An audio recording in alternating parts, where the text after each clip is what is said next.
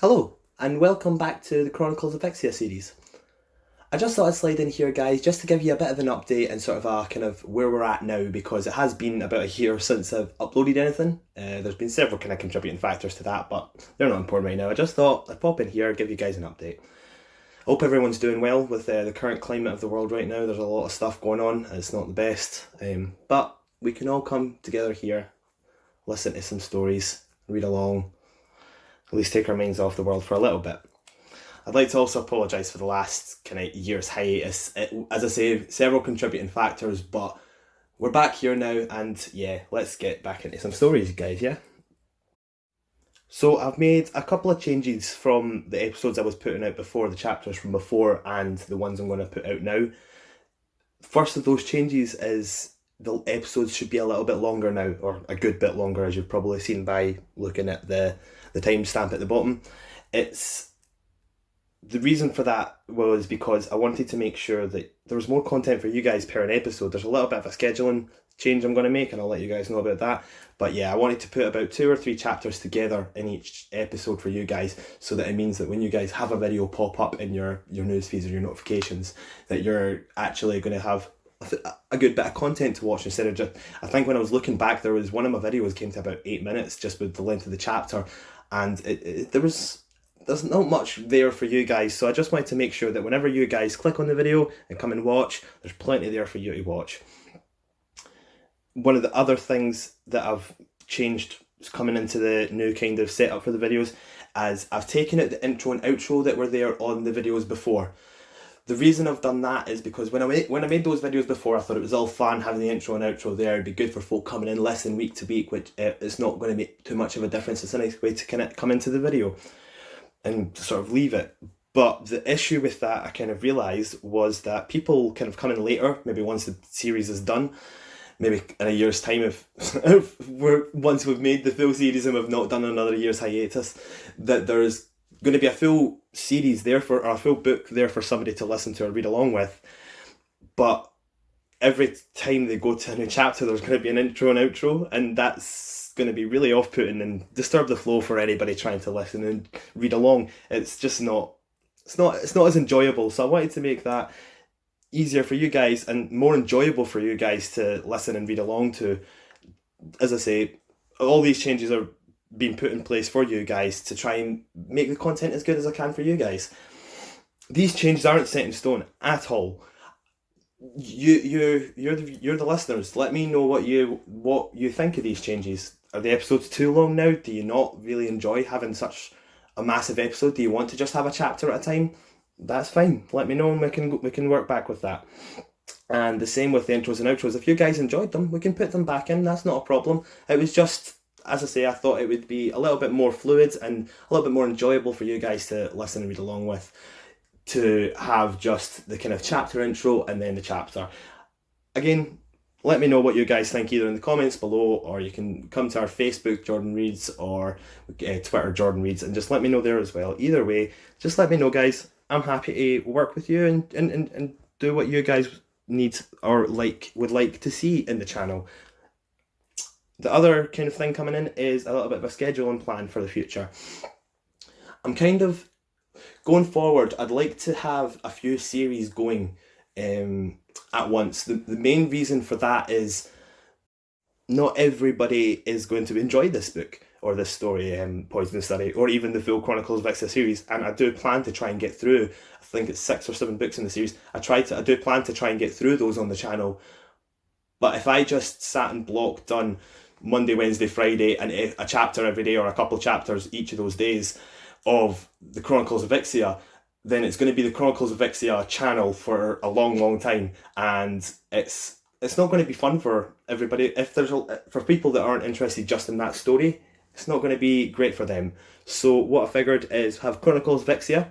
We'll have a weekly upload of that. Again, that's why the episodes are also longer. It means that those wanting to just listen to the Chronicles of Ixia aren't just getting 1 chapter a week. There should be, as I say, at least 2 or 3 chapters, a good chunk of about 35 to 45 minutes is the sort of range we're looking at for those kind of episodes. There should be a good chunk for you guys to come in and listen to each week and kind of update, and then it gives you the next week to sort of kind of take in what's been read the week before, and maybe re-listen to it if you want, and then come back the next week and get the next kind of bit of the story. That then leaves a kind of Monday, Wednesday, Friday setup so that we can still have a Wednesday and a Friday for other stories. It means that people aren't interested in the Chronicles of Ixia can go and listen to these stories on a weekly basis too. But for those that are just interested in any of the stories that are being read, there we go. We've got 3 different stories all kind of going at once, and we can work with that and see how that goes. I'm not 100% sure. I have a few ideas. I've got a few stories in the work that I'd like to get put out there. But for now, I'm going to stick with the Chronicles of Ixia on a Monday. We're going to release Poison Study every week, 2 or 3 chapters. From what I've recorded so far, it's seeming like 2 chapters is what's fitting into that sort of 35 to 40 minute time gap. So we're probably going to go with the 2 chapters. If we can get 3, we'll put 3 in, but I'm not going to rush it and make it unenjoyable for you guys. I'm going to try and put in a nice video for you guys every Monday. You'll have that there. Wednesday, once I have my next story lined up, I'll get and recorded and episodes ready for you. We'll start having those go out as well. So don't want to put a time on it just now or a date on it just now, but hopefully soon enough we should have a Monday and a Wednesday, Poison Study on a Monday, and this other story on a Wednesday. The Friday I'm going to keep open just now. I may put another story in, but I have a particular project / plan of my own that I'd like to put in on a Friday. That will be a little bit down the line. I'm just kind of outlining that now. That's going to be a little bit till that's ready. It's a labour of love right now, but we will get there with that. So that's why I'm saying we might put maybe a short story, or we might figure out something else to do on a Friday, or we might just throw in an episode of one of the other stories on a Friday. We'll see what happens. But with regards to episodes for now, what you can look forward to is the big chunk episodes, sort of, as I say, 40 minutes roughly, every Monday of Poison Study and Chronicles of Ixia going forward. We'll work through that series for Mondays. I'll have that new story ready as soon as I possibly can for the Wednesdays. And if you guys have any ideas of what you want on a Friday, maybe, as I say, short stories to kind of fill in the time gap just now, or if there's any sort of other literary pieces that you would like to hear me put out on a Friday, let me know. We could work with anything. We can do poem, we can do prose, fiction, non-fiction. I'm honestly open to anything, guys. You let me know what you want to hear and we can put that out there.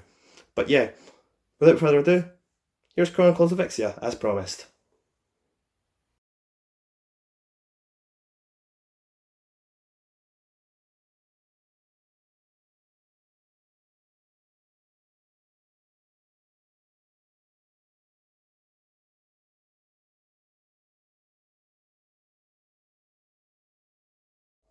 Poison Study, part of the Chronicles of Ixia series, by Maria V. Snyder. Soldiers make up the majority of our army. Civilians who joined prior to the takeover were made advisors or given other prominent positions. Some of the king's servants were already on our payroll, and others were paid double what they earned working for the king. Well-paid servants are happy servants. Does the entire castle's staff get paid? Yes. Including the food taster? No. Why not? I hadn't even thought about receiving wages until Valak mentioned it. The food taster is paid in advance. How much is your life worth? Chapter 10. Not expecting an answer, Valak swiveled back to his desk. Ah well, he had a point. I finished the cold food. When I set the tray aside to go to my room, Valak turned back to me. What would you buy with the money? A list rushed to my mouth, surprising even me. A hairbrush, night clothes, and I'd spend some at the festival.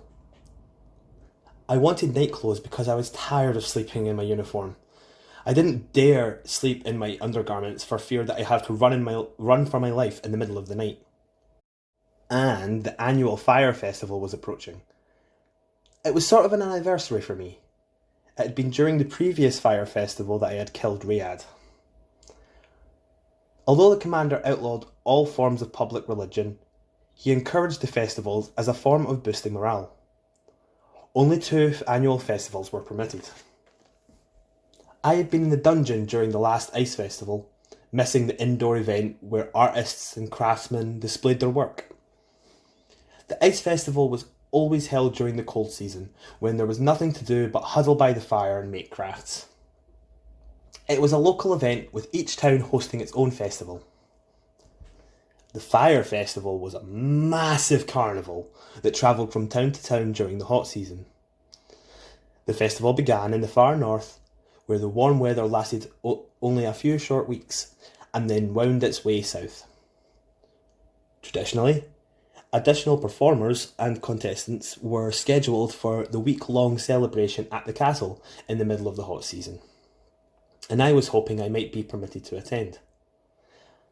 Balak had indicated to me that he would be teaching me additional tasting techniques in the afternoons, but the rest of the time in between meals had, so far, been mine. I always loved going to the Fire Festival. Brazil had given the children in his orphanage a small allowance so we could go each year. It had been the most anticipated event at Brazil's manor house. We would all practice all year to qualify for the various contests and save every penny possible for the entry fee. Balak's practical voice interrupts my thoughts. You can get some night clothes from the seamstress, Delena. She should have included them with your uniforms. As to the rest, you'll have to make do with what you can find. Balak's words brought home the realities of my life, meaning fire festivals were not included. I might get a chance to see the festival, but I wouldn't be able to sample the spicy chicken steaks or taste the wine. Sighing, I picked up my journal and went into my room. A dry, warm breeze caressed my face. I cleaned the rest of the dust, but I only wiped away half of Marge's message. She had been right in a way. The noose did wait for me. A normal life was not my future. Her message would serve as a reminder to me not to get too comfortable. I was either going to screw up and be replaced by the food taster, or I was going to foil an assassination attempt with my own death. I might not technically die from a broken neck, but the haunting image of an empty noose would always plague me. The next morning, I hovered outside Delena's workroom. She sat in a small patch of sunlight, humming and sewing. Her golden curls gleamed. Unwilling to disturb her, I turned to go.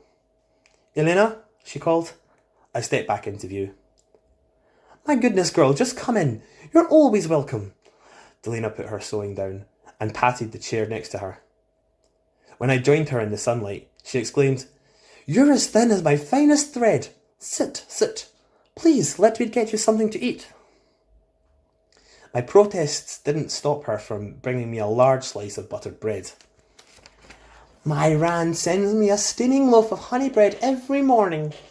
Her light brown eyes glowed with affection. I knew she would stand over me until I took a bite. Not wanting to hurt her feelings, I suppressed my desire to taste the bread for poisons. Only when my mouth was full was she satisfied. How can I help you? She asked. Between bites, I asked about night clothes. My goodness, how could I have forgotten? You poor dear. She bustled around the room, assembling quite a collection. Delena, I stopped her. I only need a few things. Why didn't you come sooner? Marge should have said something to me. Delena was genuinely upset. Marge, I began, then quit. I wasn't sure how Delena felt about her.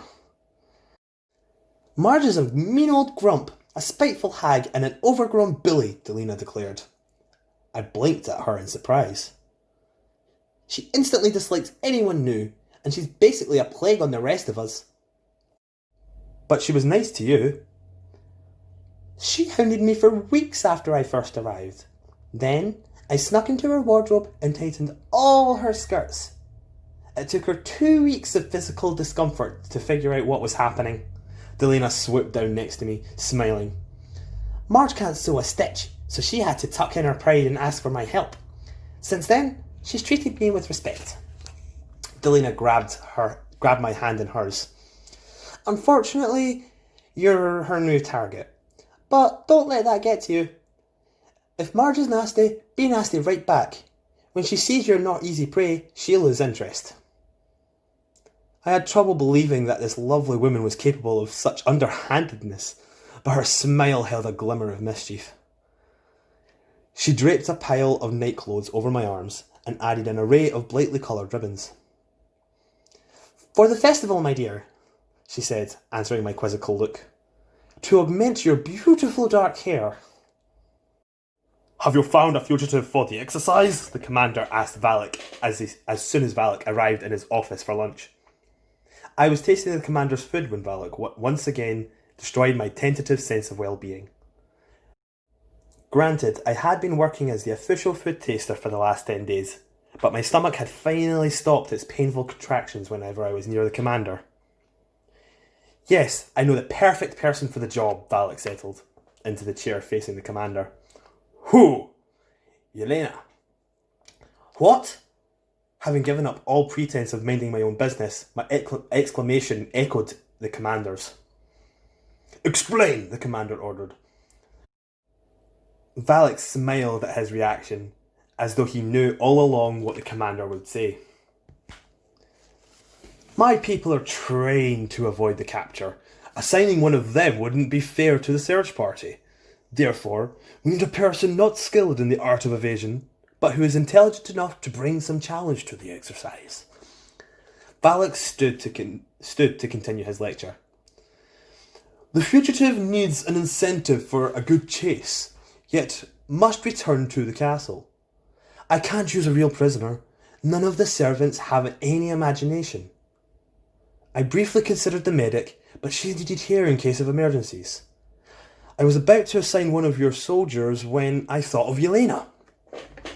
Valak gestured towards me. "She's smart," he counted with his fingers to emphasize his words. "She'll have an incentive to perform well, and an incentive to return." "Incentives?" A frown creased across the commander's face. "The food taster receives no wages, but for this extra job, and others like it in the future, she can be paid. The longer she evades capture, the higher the payment. As for the incentive to return, that should be obvious." It was to me. The daily antidote of butterflies' dust kept me alive. If I didn't return to the castle by the next morning, they would be searching for a corpse. "And if I refuse?" I asked Valak. "I'll recruit one of the soldiers, but I'll be disappointed. I thought you would appreciate the challenge." "Maybe I don't." "Enough!" The commander's voice was curt. "It's preposterous, Valak." "That's the whole point.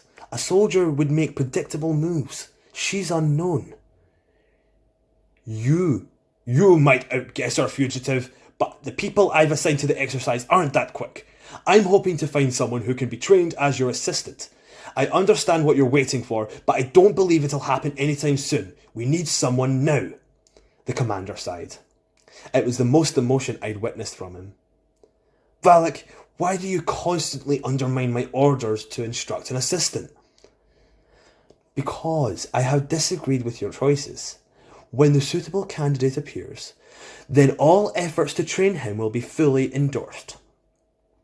The commander glanced at the tray in my hands. Taking the food, he ordered me to fetch some hot tea. A thinly disguised ruse to be rid of me whilst they argued. I was more than happy to oblige.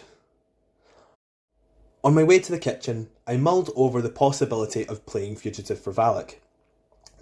My first reaction had been negative. I didn't need any more problems. But as I contemplated the challenge of eluding searchers, combined with the chance to earn some money, the exercise started to look an excellent opportunity. By the time I reached the kitchen, I hoped Valak would win, especially since I would be outside the castle for a day, and any skills I learned from being a fugitive might prove useful in the future. "Something wrong with lunch?" Rand asked, hurrying towards me, concern pulling the corner of his mouth tight. "No, I just need some hot tea." Relief softened his face. I wondered why he was so worried that lunch had been unsatisfactory. An image of a younger Rand rebelling against the commander by ruining food as a form of sabotage entered my mind. I dismissed the thought. Rand wouldn't serve inferior food.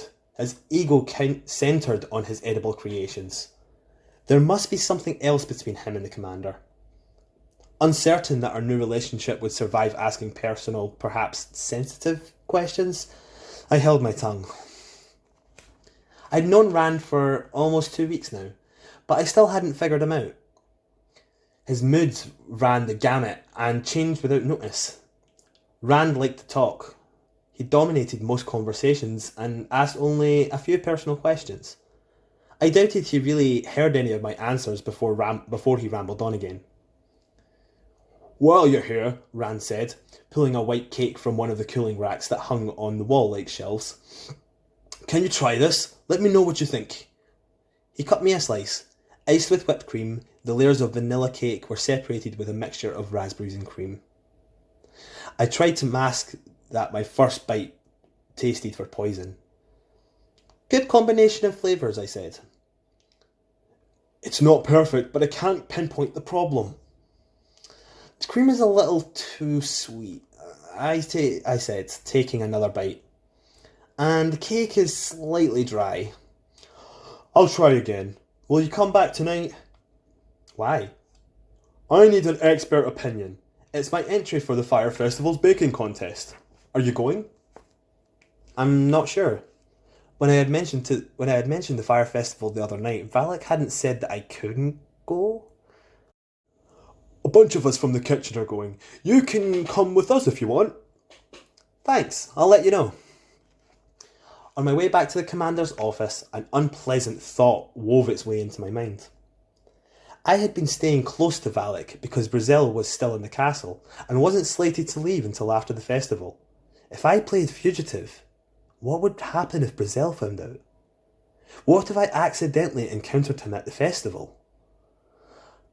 Coming to the conclusion that I was safer within the castle walls until Brazil left, I decided to decline both Valak's and Rand's offers. But by the time I had delivered the tea to the commander, Valak had already won his argument. He quoted cash incentives to me before I could say a word. The sum of remaining free for an entire day was a large amount. "The exercise is scheduled to take place during the Fire Festival, a busy time for the soldiers. Should we postpone it until after?" Valak asked the commander. "No. The added commotion will increase the level of difficulty for our pursuers." "Well, Yelena, that gives you only a few days to prepare." "Fair enough. Since some prisoners plan an escape route, while others see an opportunity and bolt, are you interested in the challenge?" Valak asked. "Yes," the word sprang from my gut before the rational no in my mind could escape. "On the conditions that Brazil not be informed of my participation."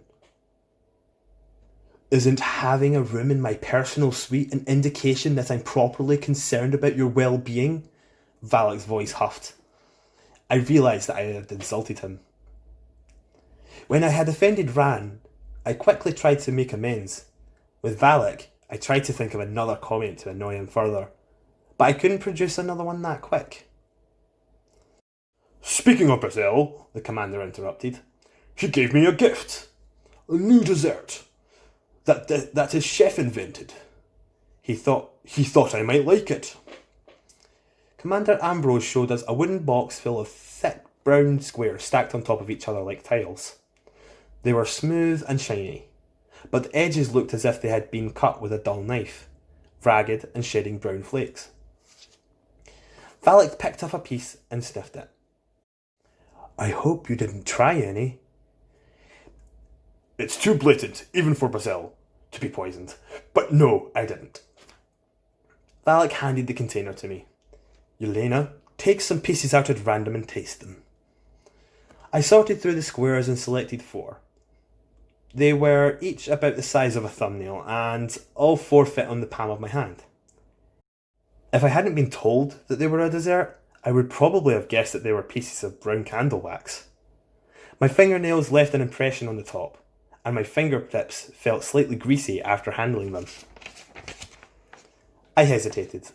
They were from Brazil, and I didn't remember his cook being especially inventive. I shrugged off my trepidation. I had no choice. Thinking wax, I anticipated tasting wax. I bit into the hard cube, expecting it to crumble between my teeth. It must have been the expression on my face that caused the commander to rise, because I didn't say a word. The sensations in my mouth had me enraptured. Instead of crumbling, the dessert melted, coating my tongue with a cascade of flavour. Sweet, bitter, nutty and fruity tastes followed one another. Just when I thought I could say it was one, I would taste them all again. This was unlike anything I had ever encountered. Before I knew it, all 4 cubes were gone. I longed for more.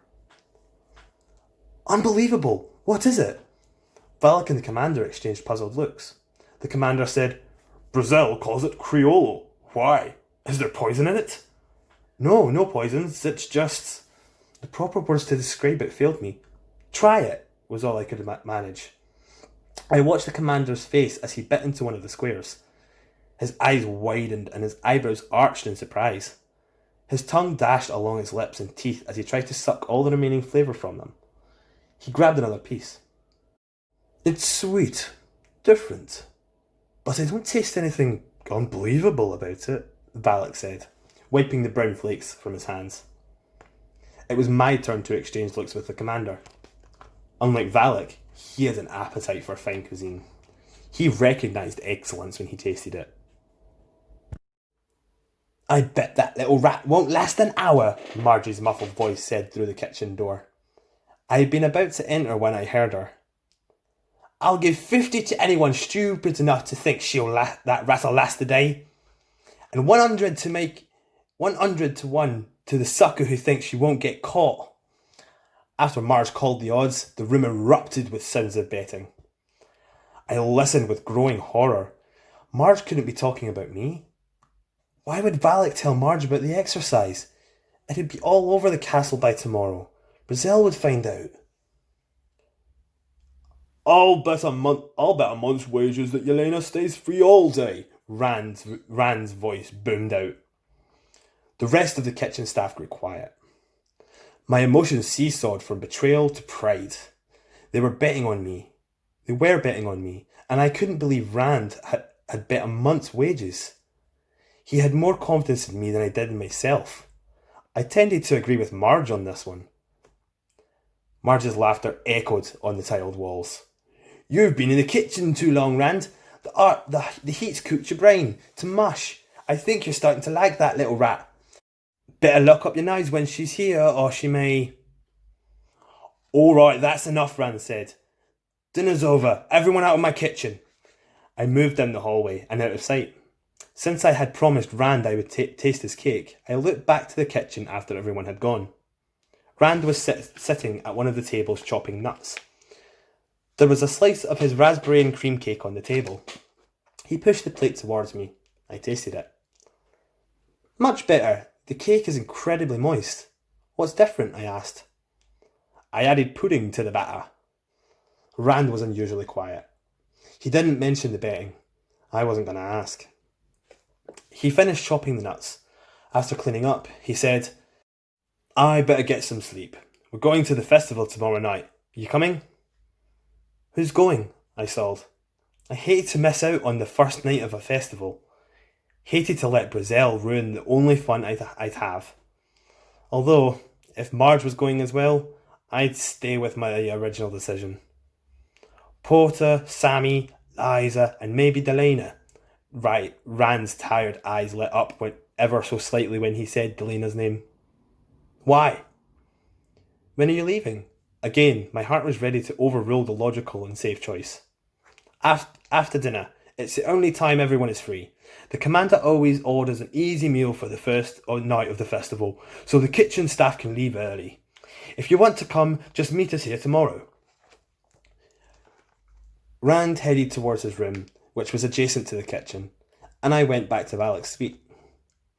The dark apartment was empty. Locking the door, I groped around and found some flint. As I lit the lanterns, I passed by Valak's desk and noticed a paper lying on top. Glancing around to make sure Valak wasn't hiding in the shadows, I looked at the sheet. Names had been written on it, and then scratched out. My name had been circled. Underneath was the comment that I would make a perfect fugitive for the exercise. This was probably how Marge had known. I remembered seeing her reading papers on Valak's office before. Depending on how long these papers had been here, she could have known for a while. That woman was going to get me killed, but if I survived long enough, I'd have to face her. Unfortunately, it would have to wait until after I played fugitive for Valak. As for my escape plan, I searched through Valak's pile of books. I remembered seeing some appropriate titles, and I was rewarded by finding 2 on the technique of pursuit and 1 on the best ways to elude capture. Nobody said I couldn't do a little research.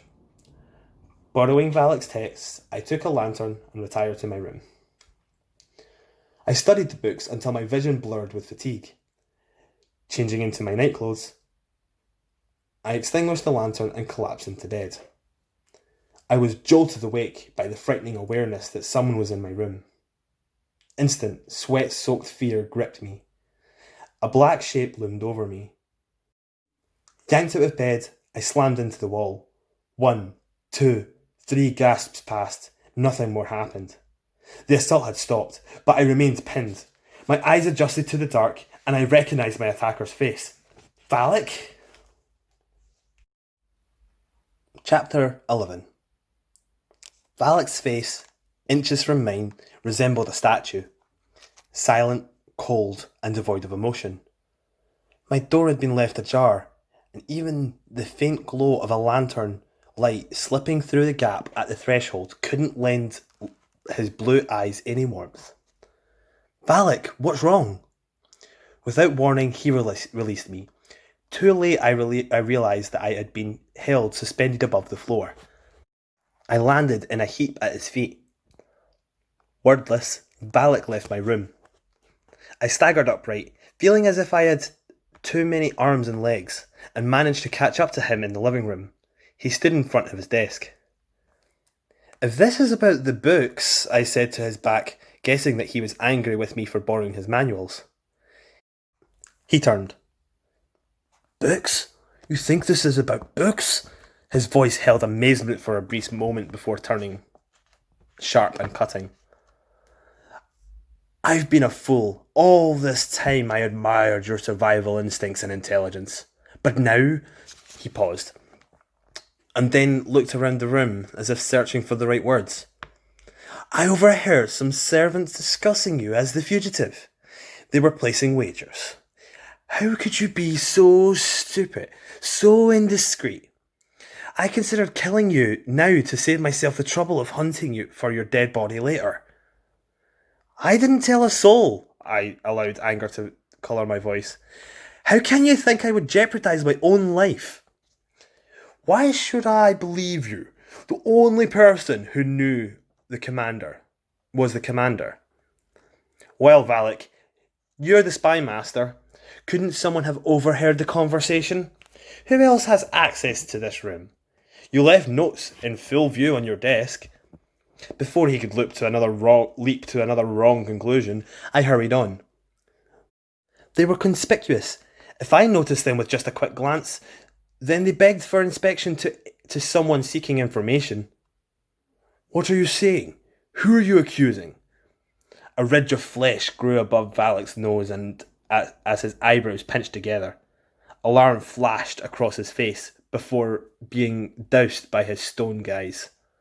His fleeting expression told me a great deal. Either Valak had been so convinced that I had gossiped to the servants that he hadn't considered other options, or he couldn't accept the possibility of a breach in his security. For once, I had thrown him off balance, if only for a second.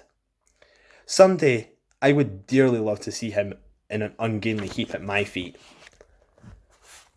I have my suspicions, I said, but I'll accuse nobody without proof. It's unfair. And who would believe me? No one. Valak snatched a grey rock from his desk and hurled it towards me. Stunned, I froze as the stone whizzed past and exploded on the wall behind me. Grey debris pelted my shoulder and rained to the floor. Except me, he sank into the chair. Either I'm addicted to risk, Or you're starting to make sense and we have a leak. An informer, a gossip, a mole. Whoever he is, we need to find him. Or her. Valak frowned. Do we play it safe and find another fugitive? Or cancel the exercise? Or continue as planned and make you both fugitive and bait, inciting our spy to reveal himself? He grimaced. Or herself. You don't think Brazil will come after me? No, it's too soon. I don't expect Brazil to try to kill you before his factory is up and running. Once he gets what he wants, then it's going to get interesting around here. Oh good, I can barely stay awake from all the boredom, my voice dripped with sarcasm. Only Valak would consider an attempt on my life a fascinating diversion. He ignored my remark. It's your choice, Elena. My choice wasn't contained in one of Valak's scenarios. My choice was to be someplace where my life wasn't in danger. My choice was to be where I didn't have an assassin for a boss and some unknown person trying to make my already intense life more complicated. My choice was freedom. I sighed. The safer course of action was the most tempting, but it wouldn't solve anything. I had learned the hard way that avoiding problems didn't work. Run and hide were my trademark impulses, which only led to being trapped in a corner with no rescue other than blindly striking out. The results were not always favourable, the lack of control unnerving. My survival instinct seemed to have a mind of its own. Magic. The word floated at the edge of my mind. No. Someone would have noticed by now. Someone would have reported me. Or would he if that someone was Brazil? Or Riyadh? I shook my head, banishing the thoughts. It was in the past. I had more immediate concerns.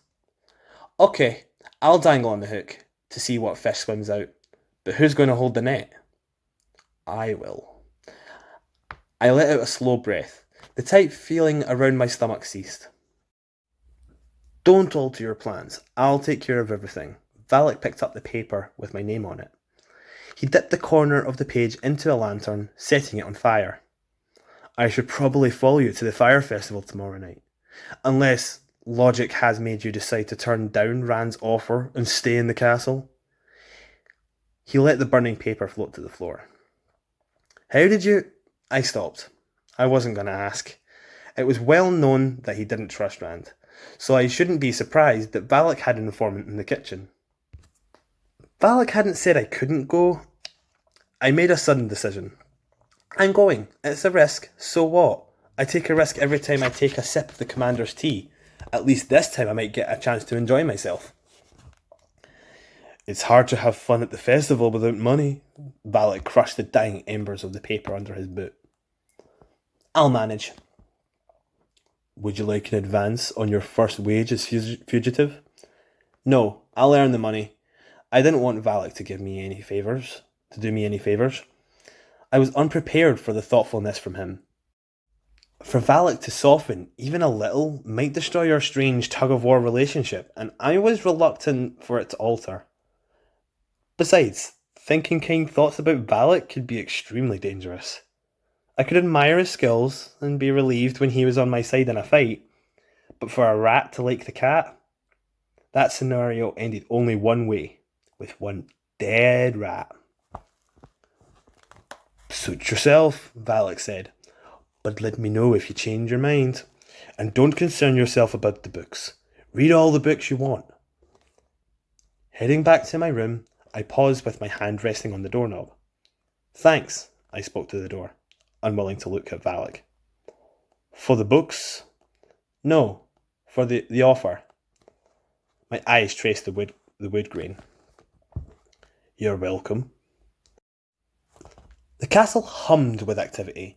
Smiling servants rushed through the corridors. Laughter echoed off the stone walls. It was the first day of the fire festival, and the castle staff hurried to complete their chores so they could attend the opening celebration.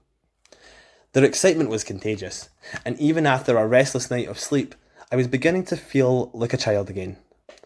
Determined to push the ugly image of someone stalking me at the festival to a far dark corner of my mind, I allowed myself to savour the anticipation of the evening's events.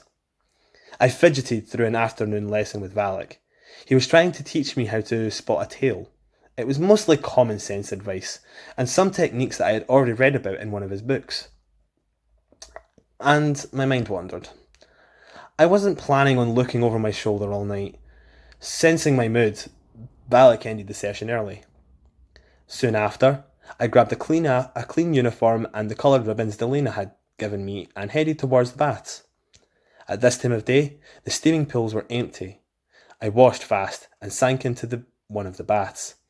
Inching my way into the hot liquid, I let each muscle relax, oohing and ahhing until the water reached my neck. Only when the skin on my fingers began to wrinkle did I leave the water. I had been avoiding the mirror for a month. Now, curious, I scanned my reflection. Not as skeletal, although I needed to gain some more weight. My cheeks were hollow, and my ribs and hip bones poked through my flesh. What had once been dull, uncombable black hair now shone. The scar on my right elbow had turned from bright red into a deep purple. Swallowing, I looked far into the mirror. Had my soul returned? No. Instead, I saw Rayad's smirking ghost floating behind me. But when I had turned around, he was gone. I wondered what Rayad wanted. Revenge, most likely, but how would you confront a ghost? I decided not to worry about it tonight. Changing into a clean uniform, I braided the brightly coloured ribbons into my hair. I let the ends fall past my shoulders and loosely down my back. When I reported to the commander to taste his dinner, I expected a tart comment on my unmilitary hairstyle. All I received was one raised eyebrow. After dinner, I raced to the kitchen. Rand greeted me with a huge smile. The staff was still cleaning, so I helped scrub the countertops and floors to avoid the awkwardness of just standing around waiting. Rand reigned over an immaculate kitchen, and only when the kitchen was spotless was the staff dismissed. While Rand changed out of his stained uniform, I watched a small group of people talking among themselves as they waited for him. I knew them all by sight and reputation, but hadn't spoken to any of them. Occasionally, one or two glanced warily in my direction. I suppressed a sigh, trying not to let the nerves bother me.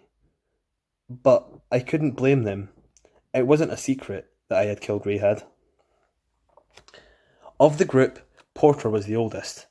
He was in charge of the commander's kennels. Another holdover from the king's reign, he had been deemed too valuable to be replaced. He skivelled more than he smiled, and Rand was his only friend. Rand had told me stories about Porter in a "I can't believe anyone would believe such nonsense" tone of voice, but wild rumours that Porter had mental links with the dogs made him an outcast. The uncanny way that the dogs responded and understood Porter seemed abnormal, almost magical. The suspicion of magic was enough for everyone to treat Porter like he had a contagious disease. Still, no one had proof, and his rapport with the animals was useful, something the commander prized. Sammy was Rand's fetch boy, a thin child of 12. His sole purpose was to obtain anything Rand needed. I had seen Rand yell at Sammy, then hug him in the space of a heartbeat. Liza was a quiet woman, only a few years older than me. She was the castle's pantler, in charge of the pantry's inventory. Liza plucked at her uniform sleeve like she was nervous, but I guess talking to Porter was better than being near me. When Rand emerged from his room, we left the castle. Sammy raced ahead of the group, too excited to stay with us for very long. Porter and Liza continued their discussion, while Rand and I trailed behind. The night air was refreshing. I could smell the clean scent of damp earth tinged with the distant aroma of wood smoke. It was my first trip outside in almost a year, and before we went past the gate in the immense stone buttress that surrounded the castle complex, I peered back. Without a moon, it was too dark to see any detail besides the few lighted windows and the towering walls. The complex appeared deserted. If Valak followed, I couldn't spot him. When we cleared the gate, a breeze greeted us as the day's hot air cooled. I walked with my arms slightly away from my body, allowing the cool air to flow past me. My uniform rippled in the wind, and my hair blew. I inhaled, enjoying the fresh evening scent. We walked through the grass fields that surrounded the guard walls. No buildings were permitted within a quarter-mile of the castle. The town, once named for Queen Jewel, was renamed Castletown after the takeover. Jewelstown had been built by the king in the valley south of the castle complex as a gift for his wife. The Fire Festival's tents had been set up in the fields just west of Castletown. "Isn't Delena coming?" I asked Rand. "She's already there. Some big emergency came up this afternoon when the dancers opened the costume boxes. They discovered that some animal had eaten holes in all the outfits. They called Delena to help mend them before the opening ceremony." Rand laughed. "I bet the panic that reigned after they opened the boxes would have been fun to watch." "Fun for you, but not for the poor women in charge of costumes." "True." Now silent, he limped beside me. Because of our slower pace, we fell farther behind the others. "Where's your cake?" I hoped I hadn't ruined his good mood. "Sammy ran it down this morning. The baking contest is judged on the first day, so they can sell the entries while they're fresh. I want to check the results. How come you're not entering any competitions?" A simple question. One of many about the festival that I had been avoiding with some success since Ran and I had become friends. At first, I suspected his interest to be an attempt to gain some insider information for the next round of the betting. But now that the gambling was finished, I realised his interest was genuine. "No money for the entry fees," I said. The truth, but not the entire story. I would need to completely trust Rand before I would tell him about my history with the Fire Festival. Rand clucked his tongue in disgust. It doesn't make sense not to pay the food taster. Otherwise, what better way to obtain information about the commander than to bribe the taster?" He paused, then turned to me, his face serious. "Would you sell information for money?"